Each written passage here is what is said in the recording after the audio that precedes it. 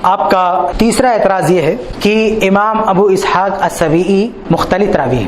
اس تیسرے اعتراض کا بھی ہمارے پاس 4 جواب ہے۔ پہلا جواب یہ ہے کہ امام ابو اسحاق السبیعی کا مختلط ہونا ثابت نہیں ہے۔ اس کی بہت سارے دلائل ہیں، کچھ میں آپ کے سامنے پیش کرتا ہوں۔ سب سے پہلی بات یہ کہ امام ترمذی رحمہ اللہ نے اپنے استاد امام دارمی رحمہ اللہ سے پوچھا، جیسا کہ سنن ترمذی میں ان کے الفاظ ہیں کہ سألت عبداللہ، کہ ہم نے عبداللہ بن عبد الرحمن یعنی امام دارمی سے پوچھا، ای الروایاتی فی ھذا عن ابی اسحاق اصح، کہ ابو اسحاق کی ان روایات میں سے کون سی روایت صحیح ہے؟ 2 روایتیں ہیں، ایک ابو اسحاق سے زہیر رحمہ اللہ روایت کرتے ہیں جو ہماری اس زیر بحث سند میں امام ابو اسحاق کے وہی شاگرد ہیں، اور ابو اسحاق سے کچھ دوسرے روایت دوسری طرح روایت کرتے ہیں۔ تو امام ترمذی نے امام دارمی سے سوال کیا، کہا کہ ان روایات میں سے کون سی روایت صحیح ہے؟ جو زہیر ابو اسحاق سے نقل کر رہے ہیں وہ صحیح ہے یا جو دوسرے ابو اسحاق سے نقل کر رہے ہیں وہ صحیح ہیں؟ تو امام دارمی کا جواب کیا تھا؟ فلم یقذف فیہ بشیء، امام دارمی نے اس بارے میں کوئی فیصلہ نہیں کیا۔ سوال ہے کہ کیوں فیصلہ نہیں کیا؟ اگر ابو اسحاق السبیعی مختلط ہو گئے تھے اور زہیر ان سے اختلاط کے بعد روایت کرتے ہیں تو یہ بول دینا چاہیے کہ یہ مختلط ہو گئے تھے، زہیر کی روایت نیچے ہے، باقی کی روایت اوپر ہے، لیکن نہیں، کوئی فیصلہ نہیں کیا۔ کوئی فیصلہ نہ کرنا اس بات کی دلیل ہے کہ ان کی نظر میں ابو اسحاق السبیعی پر اختلاط کا کوئی اثر نہیں ہے، وہ مختلط نہیں ہے۔ آپ یہ بھی نہیں کہہ سکتے کہ امام دارمی کو نہیں معلوم ہوگا، کیونکہ امام ترمذی کے علم میں یہ بات ہے، امام ترمذی نے لکھا ہے ابو اسحاق السبیعی کے اختلاط کے بارے میں۔ تو یہ بات سمجھ میں نہیں آتی کہ امام ترمذی اپنے استاد سے کلام کریں، بات چیت کریں اور اختلاط کا حوالہ نہیں دیے ہوں گے، لیکن نہ، امام دارمی نے نہیں مانا اس، امام دارمی نے اختلاط کو بنیاد نہیں بنایا، کوئی فیصلہ ہی نہیں کیا۔ اس سے ایک اشارہ ملتا ہے کہ ابو اسحاق السبیعی مختلف نہیں ہے۔ ایک اور حوالہ دیکھیں آپ، امام بخاری رحمہ اللہ کا، ٹھیک یہی سوال امام ترمذی نے امام بخاری رحمہ اللہ سے بھی کیا، جیسا کہ انہوں نے ترمذی میں بھی لکھا ہے اپنی سنن میں اور اپنی کتاب العلل الکبیر میں بھی لکھا ہے۔ کہتے فسألت محمدا عن هذا الحديث، میں نے امام محمد یعنی امام بخاری سے بھی اسی حدیث کے بارے میں پوچھا، ای الروایات عندك اصح، کہ آپ کے پاس کون سی روایت صحیح ہیں؟ فلم یقذف فیہ بشیء، تو امام بخاری نے بھی کوئی فیصلہ نہیں کیا، انہوں نے اس وقت کوئی فیصلہ نہیں کیا، لیکن بعد میں امام بخاری کا کیا فیصلہ سامنے آیا؟ وہ لکھتے ہیں وَكَأَنَّهُ رَأَى حدیث زہیر اصح، اور گویا معلوم ہوتا ہے کہ امام بخاری نے ان مختلف روایات میں زہیر کی حدیث کو سب سے بہتر جانا ہے۔ وَوَضَعَ حدیث زہیر فی کتاب الجامع، اور زہیر کی یہ حدیث صحیح بخاری میں درج کی ہے۔ تو امام بخاری نے ابو اسحاق کی زہیر کے طریق سے آنے والی سند کو راجح قرار دیا اختلاف میں۔ تو اگر یہ مختلف ہوتے اور وہ بھی زہیر ان کے راوی ہوں تو کیا امام بخاری اس کو ترجیح دیتے اور صحیح بخاری میں رکھتے؟ یہ بھی ایک بات اس بات کی دلیل ہے کہ ابو اسحاق السبیعی مختلف نہیں ہے۔ تیسرا حوالہ ہے امام ابو داؤد ابو عبید العجری، وہ کہتے ہیں کہ سألت ابا داؤد عن زہیر و اسرائیل فی ابی اسحاق، کہ میں نے امام ابو داؤد سے پوچھا کہ ابو اسحاق سے زہیر اور اسرائیل روایت کریں تو دونوں میں کون بہتر ہے؟ یہ بات یاد رکھیں کہ ابو اسحاق سے روایت کرنے والے راوی زہیر کے بارے میں کچھ لوگوں نے کہا ہے کہ انہوں نے اختلاط کے بعد سنا ہے، اور اسرائیل کے بارے میں اکثر ائمہ نے یہ کہا ہے کہ انہوں نے اختلاط سے پہلے سنا ہے، جیسے امام ابو حاتم، امام ترمذی، امام مجلی وغیرہ۔ تو ان سے پوچھا گیا کہ دونوں میں سے کون بہتر ہے اگر ابو اسحاق سے روایت کریں؟ فقال زہیر فوق اسرائیل بکثیر کثیر، امام ابو داؤد نے کہا کہ زہیر یہ اسرائیل سے فوقیت رکھتے ہیں، اسرائیل جن کا سماع ابو اسحاق سے قدیم ہے، اور زہیر جن کے بارے میں کہا جاتا ہے کہ انہوں نے بعد میں سنا ہے اور زہیر کی روایت کو فوقیت دے رہے ہیں اسرائیل کی روایت پر۔ امام ابو داؤد کیوں فوقیت دے رہے ہیں؟ اگر وہ مختلف ہو گئے تھے، اختلاط کے بعد زہیر نے سنا ہے، تو ان کی روایت کو اسرائیل کی روایت پر کیوں فوقیت دے رہے ہیں؟ اس کا مطلب یہ ہے کہ امام ابو داؤد کی نظر میں بھی ابو اسحاق السبیعی اختلاط کے شکار نہیں ہوئے ہیں۔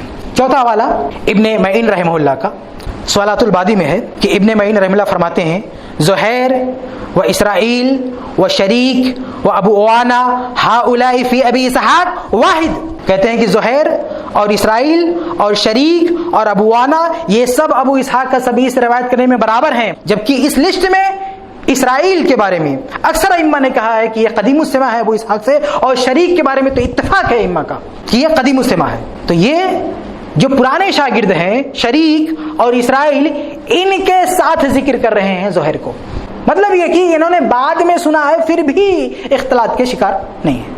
پانچواں حوالہ امام دارقطنی رحمہ اللہ کا، امام دارقطنی رحمہ اللہ نے بھی ایک بات کہی ہے، اس سے بھی ہم یہ نتیجہ نکال سکتے ہیں کہ امام دارقطنی رحمہ اللہ کی نظر میں بھی امام ابو اسحاق السبیعی مختلط نہیں ہیں۔ ان کے الفاظ کیا ہیں سوالات ابن بکیر میں ان سے پوچھا گیا کہا وان اثبت اصحاب ابی اسحاق السبیعی کہ ابو اسحاق السبیعی کے شاگردوں میں اسباط کون ہیں، اسباط کون کون سے روات ہیں جن کی ابو اسحاق سے روایات اونچے درجے پر ہوتی ہیں. تو کیا کہا اسرائیل احفظ و زہیر و ثوری و شعبہ و یوسف بن اسحاق، اتنے لوگوں کو گنایا ہے. اس میں اسرائیل ایک ہیں جن کے بارے میں اکثر ائمہ کہتے ہیں قدیم السماع ہے ابو اسحاق سے. اس میں ثوری کا نام ہے، قدیم السماع ہے، شعبہ کا نام ہے، ان کو قدیم السماع کہا جاتا ہے. اسی لسٹ میں زہیر کو ڈال رہے ہیں. اس کا مطلب ہے امام دارقطنی کو یہ بات تسلیم نہیں ہے کہ یہ اختلاط کے شکار ہوئے ہیں. تو یہ سارے ائمہ کے ان اقوال سے پتہ چلتا ہے کہ ابو اسحاق سبیعی مختلط نہیں ہیں. بلکہ ایک میں بہت ہی واضح حوالہ دے دوں امام علائی رحمہ اللہ کا، وہ اپنی کتاب المختلطین میں لکھتے ہیں لم یعتبر احد من الائمہ ما ذکر من اختلاط ابی اسحاق احتجوا به مطلقا ذلك يدل على انه لم يختلط في شيء من حدیثه. کیا کہتے ہیں کہ ائمہ میں سے کسی نے بھی اس بات کا اعتبار نہیں کیا ہے جو ابو اسحاق السبیعی کے بارے میں اختلاط کے حوالے سے ذکر کی جاتی ہے، بلکہ سارے ائمہ نے مطلقاً علی الاطلاق ابو اسحاق السبیعی سے احتجاج کیا ہے. وذالک یدل، اور یہ اس بات کی دلیل ہے کہ علی انہ لم یختلط، کہ ابو اسحاق السبیعی اختلاط کے شکار نہیں ہوئے فی شیء من حدیثی، اپنی کسی حدیث میں. یہ امام علائی رحم اللہ کہہ رہے ہیں. یہ سارے ائمہ کے اقوال اس بات پر دلالت کرتے ہیں کہ ابو اسحاق السبیعی اختلاط کے شکار نہیں ہوئے. اور یہاں پہ میں آپ کو ایک بات اور بھی بتا دوں کہ جن لوگوں نے اختلاط کی بات نقل کی ہے اس کی حقیقت کیا ہے. ایک روایت جسے عباس دوری نے تاریخ ابن معین میں اور کئی لوگوں نے نقل کیا ہے، میں معرفت الرجال سے روایت پیش کرتا ہوں. ابن محرس کے بارے میں جو کچھ کہا گیا میری نظر میں ہے، لیکن اس کے شواہد موجود ہیں. تاریخ دوری میں بھی یہ روایت ہے، ابن ساکر کئی جگہ یہ روایت ہے. الفاظ دیکھیں آپ.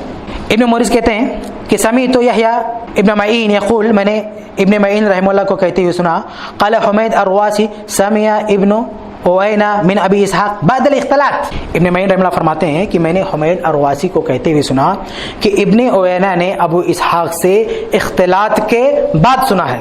تو جب حمید الرواسی نے یہ بات کہی کہ ابو اسحاق سے اختلاط کے بعد ابن اوینہ نے سنا ہے، تو ابن معین نے اس بات پہ سوال اٹھا دیا. قلت کیفا، ابن معین کہتے کہ میں نے کہا کیسے؟ قال لأن ابا اسحاق حمل الى یوسف بن عمر فاحدث على السرج. اختلاط کی دلیل کیا دیا انہوں نے؟ اختلاط کی دلیل یہ ہے کہ ابو اسحاق السبیعی کو یوسف بن عمر کے پاس لے جایا جا رہا تھا سواری پہ بٹھا کے، تو انہوں نے سواری پر گندگی کر دی، فردوہ، تو انہوں نے لوٹا دیا اس کو.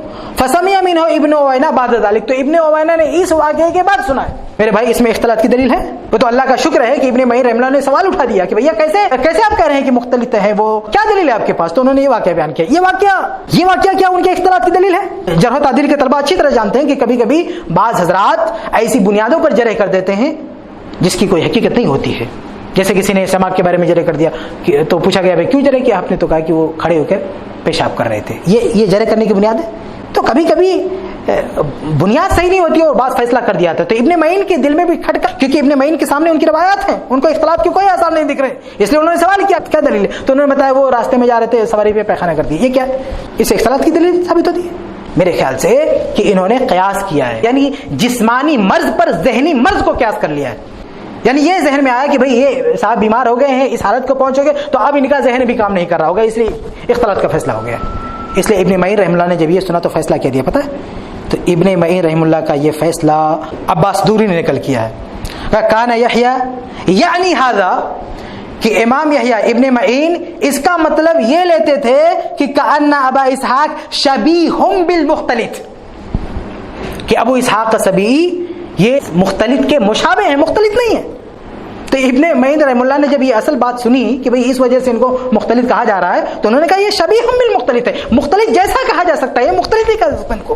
تو خلاصہ یہ ہے کہ ان کا مختلف ہونا ثابت نہیں ہے. رہی بات یہ کہ کچھ جگہوں پہ ان کی غلطیاں ملتی ہیں، تو غلطیاں کس سے نہیں ملتی ہیں؟ امام ذہبی رحمہ اللہ نے تو امام عقیلی کو چیلنج کیا ہے کہ تو بتا کون ایسا راوی ہے جس نے غلطی نہیں کیا. امام ذہبی کے الفاظ ہیں، کہتے ہیں افما لک عقل یا عقیلی. امام عقیلی نے جب ابن مدینی پہ جرح کیا تو امام ذہبی کیسے دیکھیں ان کو ڈانٹ رہے ہیں، کہہ رہے ہیں کہ اے عقیلی کیا تیرے پاس عقل نہیں ہے؟ اتدری فی من تتکلم، تجھے پتا ہے تو کس کے بارے میں بات کر رہا ہے؟ वाना अश्तही अन तुआरिफनी, और मैं चाहूंगा कि तू मुझे बता, मन हुवा सिक़तु सबतुल लज़ी मा गलता, कौन ऐसा सिक़ा सब्त है जिसने कभी गलती नहीं किया। तो गलती, महज गलती हो जाना ये इख्तिलात की दलील नहीं है। तो ये आपके इख्तिलात वाले एतराज़ का पहला जवाब था मेरे भाई कि वो उनका इख्तिलात साबित नहीं है, वो मुख्तलित नहीं है, ये पहला जवाब। अभी आगे दूसरा जवाब देखें आप। चलो हम थोड़ी देर के लिए मान लेते हैं कि वो मुख्तलित थे। तो अब सवाल यह है कि कौन से इख्तिलात के शिकार हुए थे। इख्तिलात की दो किस्में होती है, एक इख्तिलात फाहिश और इख्तिलात खफी, जिसको तगय्युर कहा जाता है। तो इमाम अबू इसहाक असबी के बारे में अगर ये मान लें कि वो मुख्तलिफ हुए थे, तो सिर्फ इतनी गुंजाइश निकल सकती है कि इख्तिलात खफी से ताबीर किया जाए, इख्तिलात फाहिश के मुर्तकिब नहीं कहलाएंगे, जिसकी रिवायत रद्द कर दी जाती है। इमाम अबू हातिम अर्राज़ी रहमहुल्लाह इल्लुल हदीस में इनसे एक रवायत के बारे में सवाल किया, जिसको इसराइल ने रवायत किया और ज़ुहैर ने रवायत किया। इसराइल ने मरफू बयान किया, ज़ुहैर ने मौकूफ़। तो जवाब क्या है अबू हातिम अर्राज़ी का? अल्लाहु आलम। अल्लाहु आलम क्यों भाई? अगर ये इख्तिलात फाहिश के शिकार हुए थे और ज़ुहैर रवायत कर रहे हैं, कदीम उस्समा जिनको बताया जा रहा है, तो फिर उनके उसमें तवक़्क़ुफ़ करने की क्या जरूरत है? सीधा कह दो कि उनकी रवायत ज़ईफ़ है। आगे कहते हैं युक़ाल इन ज़ुहैर समिया मिन अबी इसहाक बेअख़रा। ज़ुहैर के बारे में ये कहा जाता है कि इन्होंने अबू इसहाक असबी से आखिर में सुना है। व इसराइल सिमाउहु मिन अबी इसहाक कदीम, लेकिन इसराइल का सिमा अबू इसहाक से कदीम है। वह अबू इसहाक बेआखिरतिन इख्तलता, और अबू इसहाक आखिरी उम्र में इख्तिलात के शिकार हो गए थे। फ़कुल्लु मन समिया मिनहु बेआखिरतिन, तो जिन लोगों ने भी इनसे आखिर में सुना है, फ़लैसा सिमाउहु बेअजवद मा यकुन, तो आखिर में जिन लोगों ने सुना है उनका समा उतना बेहतर नहीं है जितना होना चाहिए। यानी ये मामूली तगय्युर मुराद ले रहे हैं, ज़ौफ़ नहीं मान रहे हैं उस इख्तिलात को। ये कहने के बावजूद कि इसराइल कदीमुस समा है और ज़ुहैर ये मुताखिरुस समा है, फिर भी ज़ुहैर की रिवायत को रद्द नहीं कर रहे हैं बल्कि तवक़्क़ुफ़ कर रहे हैं। सिर्फ इतना कह रहे हैं कि ज़ुहैर की रिवायत उतनी बेहतर नहीं है जितनी होनी चाहिए। इसका मतलब ये मामूली इख्तिलात मान रहे हैं, यानी तगय्युर मान रहे हैं, वो इस्तिलाही इख्तिलात नहीं है जो आप कहना चाहते हैं। इसी तरह से इमाम ज़हाबी रहमहुल्लाह ने बड़े ही वाज़ेह लफ्ज़ों में कहा, वो सुन लें आप। तज़किरतुल हुफ़्फ़ाज़ में इमाम ज़हाबी क्या फरमाते हैं? कहते हैं वक़ाला अबू ज़ुरा समिया मिन अबी इसहाक बअदल इख्तिलात व हुवा सिक़तुन। इमाम अबू ज़ुरा का कौल नकल करते हैं इमाम ज़हाबी तज़किरतुल हुफ़्फ़ाज़ में। उन्होंने किसी के बारे में कहा, एक रावी के बारे में, कि उन्होंने अबू इसहाक असबी से इख्तिलात के बाद सुना है। अबू ज़ुरा का ये कौल नकल करने के बाद इमाम ज़हाबी का तबसरा देखें। इमाम ज़हाबी आगे फ़ौरन कहते हैं कुल, तो मैं कहता हूँ मख्तलत अबू इसहाक अबदन, कहते अबू इसहाक कभी भी मुख्तलित नहीं हुए। व इन्नमा यानी बिज़ालिका, और जो इमाम ये कह रहे हैं कि वो इख्तिलात के शिकार हो गए, उससे उनकी मुराद क्या है? अत-तग़य्युर व नक़्सल हिफ़्ज़, उनकी मुराद मामूली तग़य्युर और हाफिज़े का कम होना है। ये इमाम ज़हाबी तशरीह कर रहे हैं, यानी इमाम ज़हाबी उन अइम्मा के अक़वाल की तशरीह कर रहे हैं जिन अइम्मा ने उनके बारे में इख्तिलात की बात कही है। उससे मुराद इस्तिलाही इख्तिलात नहीं है बल्कि मामूली तग़य्युर और नक़्स हिफ़्ज़ है। अभी कोई कह सकता है कि फिर इसका फ़ायदा क्या? अगर मामूली तग़य्युर के नाम पर उनको इख्तिलात फ़ाहिश से बरी किया जा रहा है, तो इस मामूली तग़य्युर को मानने का फ़ायदा क्या? तो इसका मानने का फ़ायदा ये है मेरे भाई कि जब मुखालफत सिक़ात की बात आती है तो वहाँ पे इस चीज़ का हवाला दिया जाता है, लेकिन जहाँ इनकी रवायत किसी के खिलाफ नहीं जाती है वहाँ ये अलल इतलाक़ फ़िक़्ह माना जाती है, उन पर कोई हर्फ नहीं आता है। तो बहुत सारे रुवात जो आखिर में तग़य्युर के शिकार हुए हैं, उनके बारे में कायदा यही है कि उनकी तक़लीद के लिए दलील चाहिए, वरना असल के मुताबिक फैसला होगा। तो जिनके बारे में ये कहा जाए ना कि वो आखिर में तग़य्युर के शिकार हो गए, तो ऐसा नहीं कि हम उनकी रवायत को फौरन बिला किसी वजह के रद्द कर देंगे, दलील चाहिए। दलील क्या होगी? अभी उनकी हदीस। तो ये दूसरा जवाब था आपके इस एतराज़ का कि वो इख्तिलात के शिकार हो गए। तीसरा जवाब, चलो हम ये भी मान लेते हैं कि वो इख्तिलात फ़ाहिश के शिकार हुए, तो भी ये मसला गौर तलब है कि इस रवायत में जिस पर हम बहस कर रहे हैं, इस रवायत में उनसे रवायत करने वाले कौन है? ज़ुहैर हैं। तो अब ये पहले फैसला हो जाए कि ज़ुहैर ने उनसे कब सुना है, इख्तिलात से पहले या इख्तिलात के बाद? आपने तो ये बताने की कोशिश किया ना कि ज़ुहैर ने इख्तिलात के बाद सुना है, और ऐसा लग रहा है ये मुसल्लम बात है, अइम्मा इस पर मुत्तफ़िक़ है, जबकि ऐसी बात नहीं है। इस बारे में भी अइम्मा का इख्तिलाफ मौजूद है और कई हवाले पेश किए जा सकते हैं। मैं एक बहुत ही ज़बरदस्त हवाला पेश करता हूँ फतहुल बारी से। हाफिज़ इब्न हजर रहमतुल्लाह ने फतहुल बारी में कहा है कि वअलम अरा फिल बुखारी, पहले ये बात ध्यान में रख लें कि इमाम बुखारी रहमतुल्लाह ने अबू इसहाक की रवायत सही बुखारी में ज़ुहैर के तरीक़ से दर्ज की है। एक दो जगह नहीं, 22 जगह بلکہ بعض لوگوں نے تو 30 بتایا ہے واللہ عالم، لیکن میرے خیال سے کم 22 جگہ، کچھ لوگوں نے 22 بتایا، مجھے وہی صحیح لگتا ہے واللہ عالم، ہو سکتا اور بھی روایتیں ہوں واللہ عالم، لیکن 20 سے زائد کہہ لیجیے، 20 سے زائد مقامات پر امام بخاری نے زہیر کے طریق سے ابو اسحاق کی روایتیں درج کی ہیں۔ تو امام ابن حجر رحمہ اللہ کیا فیصلہ دیتے ہیں؟ کہتے ہیں وَلَمْ أَرَ فِي الْبُخَارِ مِنَ الرِّوَایَةِ عَنْهُ إِلَّا عَنِ الْقُدَمَاءِ مِنْ أَصْحَابِهِ كالثوری وشعبہ لا عن المتأخرین کابن عیینہ وغیرہ۔ امام بخاری نے صحیح بخاری میں ابو اسحاق کی جو بھی روایتیں درج کی ہیں وہ سب ان کے ان شاگردوں سے ہے جن شاگردوں نے ان سے اختلاط سے پہلے سنا ہے، اختلاط سے پہلے سنا ہے، نہ کہ ان شاگردوں سے جنہوں نے اختلاط کے بعد سنا ہے جیسے ابن عیینہ۔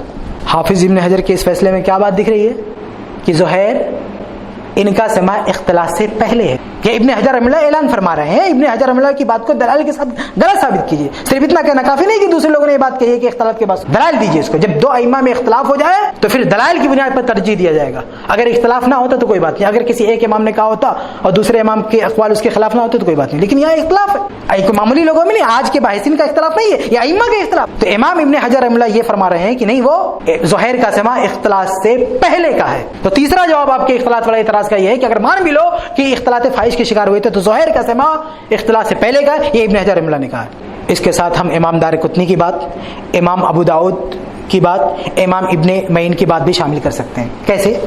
اس لیے کہ امام ابو داؤد نے آجری کی روایت کے مطابق کہا ہے کہ زہیر فوق اسرائیل بکثیر، پیچھے میں حوالہ گزر چکا ہے کہ زہیر اسرائیل سے بھی آگے ہیں، فوقیت رکھتے ہیں ابو اسحاق سے روایت کرنے میں، اور اسرائیل کے بارے میں جمہور ائمہ کا یہ فیصلہ ہے کہ وہ اختلاط سے پہلے سنے ہیں، اور انہی کے کتار میں زہیر کو رکھ رہے ہیں ابو داؤد۔ اس کا مطلب یہ ہے کہ اگر اختلاط مسلم ہے، اگر مانا ہوا ہے، تو ابو داؤد کی نظر میں وہ اختلاط سے پہلے گئے۔ تو ہم نے تو اس کو پہلے پیش کر چکے ہیں اس حوالے کہ یہ اختلاط نہیں ہے، لیکن اگر یہ بات فرض کر لی جائے کہ وہ مختلف ہے اور امام ابو داؤد کے سامنے بھی یہ بات تھی، تو امام ابو داؤد زہیر کا سماع اختلاط کے بعد نہیں مان رہے ہیں۔ یہی بات ابن معین کی ہے اور یہی بات امام دارقطنی ہے، کیونکہ امام ابن معین، امام دارقطنی نے بھی زہیر کا تذکرہ قدما شاگردوں کے ساتھ کیا ہے، قدما کے ساتھ ملایا ہے کہ وہ ان کے ہم پلہ ہیں، تو اس کا مطلب یہ ائمہ ان کو اختلاط سے پہلے کا سماع ہے۔ ایک باحث نے کتاب لکھی ہے مرویات ابی اسحاق السبیعی، ماجسٹر کا رسالہ ہے، دکتور وسیع اللہ عباس حفظہ اللہ کے اشراف میں یہ مقالہ لکھا گیا ہے۔ اس مقالے کے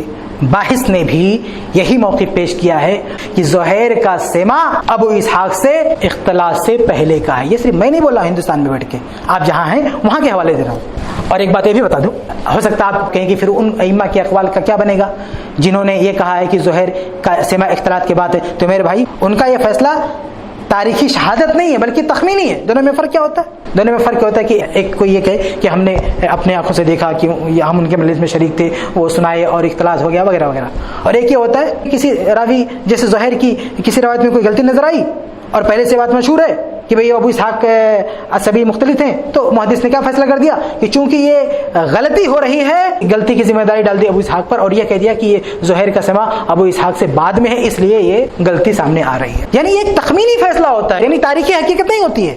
یعنی ایسا نہیں کہ وہ تاریخ دیکھا جائے کہ کس سن میں انہوں نے سنا، وہ سن دیکھ کے نہیں فیصلہ ہوتا ہے بلکہ تخمینی فیصلہ ہو جاتا ہے۔ تو جن ائمہ نے یہ بات کہی ہے، جیسے امام احمد بن حنبل رحمہ اللہ نے کہا کہ زہیر کا سماع ابو اسحاق السبیعی سے اختلاط کے بعد ہے، امام احمد بن حنبل رحمہ اللہ کا یہ فیصلہ تخمینی ہے۔ اس کی دلیل کیا ہے؟ کیونکہ امام احمد بن حنبل نے اسرائیل کے بارے میں بھی کہہ دیا ہے، جبکہ اسرائیل کے بارے میں امام احمد رحمہ اللہ کے علاوہ تمام ائمہ فن متفق اللسان ہیں کہ اسرائیل قدیم السماع، لیکن امام احمد ان کو متاخر سماع بتا رہے ہیں۔ کیوں بتا رہے ہیں؟ اندازہ ہے ان کا، تخمینہ ہے، کیونکہ انہیں اسرائیل کی روایت میں کچھ غلطیاں نظر آئیں، تو چونکہ پہلے سے حمید وغیرہ نے بات کہہ رکھی تھی کہ وہ مختلف ہو گئے، تو یہ ذمہ داری ڈال دیا ان پہ کہ بھئی اختلاط ہے، تبھی ایسا ہوتا ہے، ایسا محدث نہیں کرتے۔ میں آپ کو ایک مثال دوں، ابن عبد البر رحمہ اللہ نے ایک روایت نقل کی ہے عاشورہ کے دن وسعت نوازی کے سلسلے میں، کہ عاشورہ کے دن کوئی وسعت نوازی کرے گا تو یہ فائدہ یہ ہوگا، اور جابر رضی اللہ عنہ کی روایت ہے عاشورہ کے دن کھلانے پلانے کے تعلق سے جتنی روایت آتی ہیں سب موضوع من گھڑت ہے، لیکن ان روایت میں یہ ایک واحد روایت ہے جس کی سند بالکل صاف ہے۔ لسان المیزان میں ابن حجر نے کہا کہ بھئی اس کی سند میں تو کوئی غلطی نہیں دکھ رہی ہے، سارے راوی ثقہ ہیں، پھر بھی انہوں نے اس روایت کو جس کے اندر نکارت تھی اور نکارت اس لحاظ سے بھی کہ تمام یہ روایت کذابین کے زبان پہ گردش کر رہی ہے تو ثقہ راویوں کے پاس کہاں سے آ گئی یہ روایت؟ تو یہ ایک نکارت تھی ابن حجر کے سامنے. تو اب انہوں نے علت ٹٹولنے کی کوشش کی آخر کیا وجہ ہے, یہ غلطی کی وجہ کیا ہے, کس پر ڈالے ذمہ داری غلطی کی. تو انہوں نے کہا فالظاہر ان الغلط فیہ من ابی خلیفہ الفضل ابن الحباب. تو کہتے ہیں کہ لگتا ہے انہوں نے غلطی کیا ہے. اس کی دلیل کیا دے رہے ہیں؟ کہتے فلعل ابن الاحمر سمعہ منہ بعد احتراق کتبہ. تو لگتا ہے کہ انہوں نے ان کی کتابیں جلنے کے بعد سنا ہے, یعنی کتابیں جلنے کے بعد یہ اختلاط کے شکار ہو گئے تھے تو اس کے بعد سنا ہے, اس کا یہ نتیجہ ہے کہ یہ نکارت ہمارے سامنے آ رہی ہے. اس عبارت میں ابن حجر رحم اللہ الفضل ابن الحباب کے ایک شاگرد کو متاخر السماع بتا رہے ہیں, لیکن کس بنیاد پر؟ کوئی تاریخی شہادت ہے؟ نہیں, ایک تخمینہ ہے, ایک اندازہ ہے. روایت میں نکارت دیکھی تو پھر شاگرد کے بارے میں یہ فیصلہ دے دیا کہ اسے متاخر السماع. یہی معاملہ ان لوگوں کا ہے, ان ائمہ کا ہے جنہوں نے زہیر کے بارے میں یہ کہا کہ یہ متاخر السماع. تاریخی شہادت نہیں ہے, وہ تخمینی فیصلہ ہے. تو بہرحال راجع بات یہی ہے کہ زہیر کا سماع اختلاط کے بعد نہیں, اختلاط سے پہلے کا ہے. اس لیے اگر ہم اختلاط فاحش بھی مان لیں تو بھی کوئی مسئلہ نہیں. آگے بڑھتے ہیں. یہ تیسرا جواب تھا. چوتھا جواب ہم نے آپ کو ابھی تک 3 جواب دیے. ایک یہ کہ ابو اسحاق السبیعی مختلط نہیں ہے. دوسرا یہ کہ اگر اختلاط مان لیں تو اختلاط فاحش والے نہیں ہیں. تیسرا یہ اگر اختلاط فاحش بھی مان لیں تو زہیر کا سماع اختلاط کے بعد ہے. اب چوتھا جواب سنو. اگر ہم یہ بھی مان لیں کہ زہیر کا سماع اختلاط کے بعد ہے تو بھی اس روایت کو ضعیف نہیں کہہ سکتے. کیوں؟ کیونکہ یہاں ابو اسحاق السبیعی نے جو بات بیان کی ہے وہ امر مشاہد ہے, اپنا مشاہدہ بیان کیا ہے. اور اس طرح کی باتیں بیان کرنے میں آج کے مفقود الضبط دور میں کوئی راوی غلطی نہیں کرے گا. آپ کے علاقے میں اس طرح کا واقعہ ہو, آپ نے دیکھ لیا تو آپ کبھی بھولیں گے؟ اختلاط کا مطلب یہ نہیں ہوتا کہ آدمی پاگل ہو گیا, ایسا نہیں ہے. وہ ائمہ مختلط اور ضعیف ہونے کے باوجود بھی ہمارے مقابلے میں لاکھ درجہ بہتر ہیں. ہمارا کوئی مقابلہ نہیں, ہمارے حفظ کا, ہمارے ضبط کا کوئی مقابلہ نہیں. اس کے باوجود بھی آج کے اس مفقود الضبط دور میں ہم غلطی نہیں کرتے ان معاملات میں. وہ کیسے غلطی کر دیں گے؟ اس بات کو میں اپنے اس دعوے کو اور مدلل کروں ائمہ کے اقوال سے. شیخ البانی ارواء الغلیل میں ایک جگہ لکھتے ہیں وفی عبداللہ بن سلمہ ضعف, ایک روایت کے بارے میں انہوں نے فیصلہ دیا, اس کو صحیح تسلیم کیا اور کہا کہ عبداللہ بن سلمہ میں ضعف ہے. کیوں؟ کہتے ہیں انہ کان تغیر حفظہ, کیونکہ ان کا حفظ متغیر ہو گیا تھا. شیخ البانی کہتے ہیں لیکنہ ہونا یروی امرا شاہدہ بنفسہ, لیکن گرچہ وہ آخر میں تغیر کے شکار ہو گئے تھے لیکن یہاں وہ اپنا ایک مشاہدہ روایت کر رہے ہیں. والغالب فی مثل ھذا, اور اس طرح کے معاملات میں اکثر یہ ہوتا ہے کہ انہ لا ینساہ الراوی, کہ راوی اس کو نہیں بھول سکتا ہے. وَإِنْ كَانَ فِيهِ ضعف, گرچہ اس میں ضعف. تو یہ شیخ البانی کیا فرما رہے ہیں کہ کوئی متغیر الحفظ راوی اگر امر مشاہد بیان کرتا ہے, اپنا مشاہدہ بیان کرتا ہے, اس میں غلطی نہیں کر سکتا. بلکہ یہ متغیر الحفظ کی بات جاننے دو. ایک مفقود الضبط راوی کے بارے میں شیخ البانی نے اسی ارواء میں کیا کہا وہ بھی سن لیجیے آپ. ایک تابعی ہے, یہ ابو اسحاق السبیعی بھی الحمدللہ تابعی ہے. ایک اور تابعی ایسے ہیں جن کے بارے میں ابن حبان رحمہ اللہ نے ثقہ کہا, ان کے ضبط کی کوئی گواہی نہیں ملتی ہے کہ وہ ضابط بھی ہیں, یعنی ان کو ہم ضعیف مان سکتے ہیں, وہ ضعیف ہیں. یہاں تو اختلاط کی بات ہو رہی ہے نا, ابھی اختلاط کی بنیاد پر روایت کر رہے ہیں. یہاں ضعیف راوی کے بارے میں دیکھیں شیخ البانی کیا کہتے ہیں. شیخ البانی فرماتے ہیں اس راوی کے, اس کی روایت کو مقبول قرار دے کے, صحیح قرار دے کے, کہتے ہیں ثم هو تابعی وقد روا امرا شاہدہ, کہ یہ تابعی ہیں, انہوں نے ایک ایسی بات بیان کی ہے جس کو خود مشاہدہ کیا ہے. فالنفس تطمئن الى مثل هذه روایات, تو اس جیسی روایات پر دل مطمئن ہوتا ہے. تو میرے بھائی چوتھا جواب یہ ہے کہ اگر ہم یہ بھی مان لیں کہ وہ مختلط ہو گئے تھے اور زہیر کا سماع اختلاط کے بعد ہے تو بھی یہ امر مشاہد کا بیان ہے, اس میں ابو اسحاق غلطی نہیں کر سکتے اور زہیر تو بہرحال ثقہ ہے. تو یہ آپ کا جو دوسرا اعتراض تھا اختلاط کا, اس کا یہ جواب ہے. آگے بڑھتے ہیں, شرط الشیخین پہ آتے ہیں. آپ نے کہا کہ یہ شرط الشیخین کیا ہوتا ہے, یعنی آپ نے مجھے سکھانے کی کوشش کی الحمدللہ کہ شرط الشیخین کیا ہوتا ہے. آپ نے یہ ظاہر کرنے میں نے شرط ایسے جھٹکے میں کہہ دیا, آگے پیچھے کچھ پتا نہیں, میں ایسے بول دیا شرط الشیخین ایسے لکھ دیا میں نے. ہماری جو سابقہ گفتگو ہے, وضاحت ہے, اس روشنی میں سمجھا جا سکتا ہے کہ ہم نے شرط الشیخین کن بنیاد پر کہا ہے.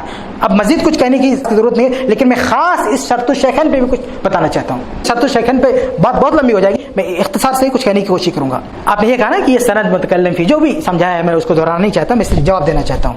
آپ نے انتقا کی بات کی نا کہ اس طرح کی سندوں کو इंतका करके लेते हैं जो मुतकल्लम फी होती है। मेरे भाई मुतकल्लम फी किसने कहा? इस सनद को मुतकल्लम फी किसने कहा? मेरे मुतालिक दुनिया के किसी भी इमाम ने इस सनद को मुतकल्लम फी नहीं कहा। आपके कहने से हम इसे मुतकल्लम फी नहीं मान लेंगे। किसी इमाम ने मुतकल्लम फी नहीं कहा। अगर आपको कुछ ऐब दिख रहा है तो ये आपका कलाम है, मुहद्दिसीन का कलाम नहीं होगा। तो किसी रवायत को मुतकल्लम फी जब कहा जाता है तो मुराद ये होता है कि अइम्मा ने कलाम किया है। आपके कहने से वो सनद मुतकल्लम फी नहीं हो जाएगी। तो अइम्मा का जो भी कलाम मिलता है मेरे भाई वो इख्तिलात का मिलता है, वो इख्तिलात तग़य्युर वाला मिलता है। इस सब के बावजूद कहीं ऐसा नहीं मिलता है कि किसी इमाम ने इस सनद को, इस मुनफरिद सनद पे कलाम कर दिया हो। जहां भी कुछ कलाम मिलता है वो कहाँ मिलता है? वो सिकात के मुकाबले में मिलता है। ऐसा नहीं कि ना कोई सिकात की मुखालफत हो रही, ना कोई कलाम का, ऐसा नहीं है। तो इस सनद को मुतकल्लम फी किसी ने नहीं कहा जो आप कह रहे हैं। और जो आपने इंतका वाली बात की, इंतका की बुनियाद पर अगर सनद लेते इमाम बुखारी, इमाम मुस्लिम, तो एक जगह लेते, दो जगह लेते, तीन जगह लेते, लेकिन 22 मकामात पर इमाम बुखारी ने यह सनद ली है, 1 दर्जन मकामात पर इमाम मुस्लिम ने सनद ली। ये इंतका है। ये इंतका होता है कि दर्जनों मकामात पर और 20 मकामात पर सनद लीजिए, ये इंतका होता है। हाफिज इब्न हजर रहमतुल्लाह जब बुखारी के रिजाल का दफा करते हैं, रावियों को दफा करते हैं, तो क्या बोलते हैं? इमाम बुखारी ने इससे सिर्फ एक जगह लिया है जो मुतकल्लम फी रुवात है, एक जगह लिया है, 2 जगह लिया है, कम लिया है, ज्यादा नहीं लिया, इस तरह की बात करते हैं। ये बात हम मानते हैं कि इंतकाल कुछ मुतकल्लम फी सनद या मुतकल्लम फी रुवात लिया है शेखैन ने, लेकिन वो कम है, इतनी बड़ी तादाद नहीं है उनकी कि 20 मकामात पर ले लिया हो, 10 मकामात पर ले लिया हो। इसलिए आपका यह कहना काबिल कबूल नहीं कि ये अला शर्त शेखैन नहीं है। और एक बात और कि आप तो ये कह रहे हैं कि ये मुतकल्लम फी है। मेरे भाई किसी ने मुतकल्लम फी नहीं कहा, बल्कि उसके बरखिलाफ कई मुहद्दिसीन ने इस सनद को सही करार दिया है। कई मुहद्दिसीन, हम ज़िया मक़दसी का हवाला दे सकते हैं, इब्न खुज़ैमा, हाकिम, ज़हाबी, कितने लोगों ने तस्हीह किया है इस सनद की। तो मेरे भाई बुखारी मुस्लिम की जो शर्त है उस पर रिवायत पूरी उतरती है, एतराज़ की कोई गुंजाइश नहीं। मैं थोड़ी सी तसल्ली के लिए कुछ और हवाले दे दूँ। 2 हवाले तो ऐसे ही इमाम बुखारी मुस्लिम के कि उन्होंने इसको ये मेयार दिया है सनद का, इसके अलावा कुछ और। इमाम हाकिम, अब ये कह रहे हैं ना शर्त शेखैन नहीं है, इमाम हाकिम रहमतुल्लाह ने ज़ुहैर अन अबी इसहाक़ की एक सनद को अला शर्त शेखैन का, और सिर्फ इमाम हाकिम ने नहीं बल्कि इमाम ज़हाबी ने भी उनकी तायद की है। हाकिम की जो सनद है, इससे पहले कि आपको एतराज़ लाए मैं अभी बता दूं कि हाकिम की सनद में अबू इसहाक़ का सभी का आना है, लेकिन समा की तस्रीह मौजूद है तहावी की रवायत में, इब्न अबी शैबा की रवायत में, अबू याला की रवायत में। ये साफ और बिल्कुल पक्की सनद मौजूद है मुस्तदरक हाकिम में। इमाम हाकिम सही अला शर्त शेखैन कह रहे हैं, इमाम ज़हाबी उनकी मुआफ़क़त कह रहे हैं। ज़हाबी की मुआफ़क़त पर भी एक लंबी बहस मौजूद है, उसको भी मत छेड़िए, वो भी मुझे मालूम है। वाफ़क़ ज़हाबी का मतलब क्या होता है, कितनी ले दे के बहस हुई है, वो सब मुझे पता है। बहरहाल इमाम हाकिम, इमाम ज़हाबी, इन दोनों अइम्मा ने अला शर्त शेखैन कहा है। इसके साथ में एक और अहम बात आपको बता दूं मेरे भाई, अगर ये सनद मुतकल्लम फी होती तो आपको पता है इमाम दारक़ुत्नी ने शेखैन पर नक़्दो इस्तराक किया है। उनकी किताब अभी मशहूर है जर्ह व तादील के तलबा के यहाँ, अल इल्ज़ामात व ततब्बु। मुझे बताइए कि इमाम दारक़ुत्नी रहमतुल्लाह ने अपनी इस किताब के ततब्बु वाले हिस्से में कहाँ ये कहा है कि ये सनद मुतकल्लम फी, ये सनद नहीं ली जाएगी? कितनी सनदों पर एतराज़ किया है इमाम दारक़ुत्नी ने? 22 सनदें बुखारी में है, 12 सनदें मुस्लिम में, कितनी सनदों पर जरे किया है इमाम दारक़ुत्नी ने? सिर्फ और सिर्फ एक रिवायत लिया है ततब्बु में, ज़ुहैर अन अबी इसहाक़ वाली किताबुत तहरा से बुखारी से, और वो इसलिए नहीं कि ये सनद मुतकल्लिम फी है, बल्कि इसलिए कि उसमें ज़ुहैर के साथ जो दूसरे तलामज़ा हैं बहुत सारा इख्तिलाफ किया है। तो ततब्बु में उसको दर्ज किया इस सनद को, और दर्ज करने के बाद सिर्फ ये कहा है कि इख्तिलाफात बहुत हैं इसमें, लेकिन आखिर में ये कहा है कि इमाम बुखारी ने जो सनद कबूल की है, मुंतखब की है ज़ुहैर वाली, अहसनुहा, वो सबसे बेहतर है। उन्होंने सिर्फ एक रवायत, वो भी ज़ुहैर और इख्तिलात की वजह से नहीं, इमाम दारक़ुत्नी का खुद फैसला मौजूद है। फैसला क्या है? वो सवालात इब्न बुकैर में इमाम दारक़ुत्नी से पूछा गया, वान अस्बत अस्हाब अबी इसहाक़, कि अबू इसहाक़ के असबात शागिर्द कौन है, असबात तलामज़ा कौन है? दारक़ुत्नी का जवाब क्या है? इसराइल, अहफ़ज़ व ज़ुहैर व सौरी व शोबा व सुहैल। इमाम दारक़ुत्नी अबू इसहाक़ को मुख्तलिफ नहीं मान रहे हैं। इमाम दारक़ुत्नी ये भी नहीं मान रहे हैं कि अगर इख्तिलात मान लो तो यही नहीं मान रहे हैं कि ज़ुहैर का समा इख्तिलात के बाद का है, बल्कि उनसे जब पूछा जाता है कि अबू इसहाक़ के तलामज़ा में असबात के मकामात पर कौन है, तो इमाम ज़ोहरी गिनाते हैं, इसराइल का नाम लेते हैं, इसराइल क़दीमुस्समा है, सौरी का नाम लेते हैं, क़दीमुस्समा है, शोबा का नाम लेते हैं, क़दीमुस्समा है, और इसी कितार में ज़ुहैर का नाम लेते हैं। इसका मतलब ज़ुहैर भी क़दीमुस्समा है। तो ये सवाल ही पैदा नहीं होता है कि इमाम दारक़ुत्नी ने जो एक सनद ली है ततब्बु में, इस बुनियाद पर ली है कि ज़ुहैर और इसहाक़ का कोई मसला ना, बल्कि वो दूसरे अबू इसहाक़ के दूसरे शागिर्दों का इख्तिलाफ है अबू इसहाक़ पर। और ये सब कुछ कहने के बाद भी इमाम दारक़ुत्नी ने साफ ऐलान किया है कि इसमें सबसे बेहतर सनद वही है जो इमाम बुखारी ने, और इसके साथ और हक बात यही है अल्हम्दुलिल्लाह कि इमाम बुखारी ने जो इंतखाब किया वही सही है। इसकी ज़बरदस्त वज़ाहत हाफिज़ इब्न हजर रहमतुल्लाह ने कर रखी है, और शेख मुक़बिल रहमहुल्लाह जो बहुत बड़े मुहद्दिस हैं, इल्ज़ामात के मुहक्किक हैं उस किताब के, उन्होंने भी यही बात कही है। तो تو پتہ ہی چلا میرے بھائی آپ شیخین کی جس سند کو متکلم فی بتا رہے ہیں دارقطنی کو بھی یہ نظر نہیں آیا. انہوں نے صرف ایک سند لیا, اس میں بھی کہہ دیا امام بخاری کی بات سب سے زیادہ احسن ہے, اور پھر یہ اور جو بقیہ سندیں تھی بخاری میں ان میں سے کسی پہ ہاتھ نہیں لگایا. اس کا مطلب امام دارقطنی کو بھی یہ سند متکلم فی نہیں دیکھا. آپ تو ان سے بھی 2 قدم آگے ہو گئے. اور ایک آخری بات پیش کر کے میں انشاءاللہ سند والی بحث کو ختم کرتا ہوں. امام دارقطنی کی جو کتاب ہے نا الالزامات والتتبع, اس میں ایک حصہ تتبع کا اور ایک حصہ الزامات کا. الزامات کے حصے میں کیا ہوتا ہے, امام دارقطنی کیا کرتے ہیں, الزامات میں امام دارقطنی کچھ ایسی حدیثیں پیش کرتے ہیں اور یہ بتاتے ہیں کہ یہ حدیثیں بخاری مسلم کے لیول کی ہیں, بخاری مسلم کے معیار کے لیول کی ہیں, اور بخاری مسلم نے نہیں لیا, ان کو لینا چاہیے, ان کو لینا چاہیے اور نہیں لیا. اس الزامات میں ایک جگہ امام دارقطنی کہہ رہے ہیں, ایک حدیث کا حوالہ دے رہے ہیں کہ یہ حدیث بخاری مسلم کے شرط پر ہے, لینی چاہیے. جانتے ہو حدیث کی سند کیا ہے؟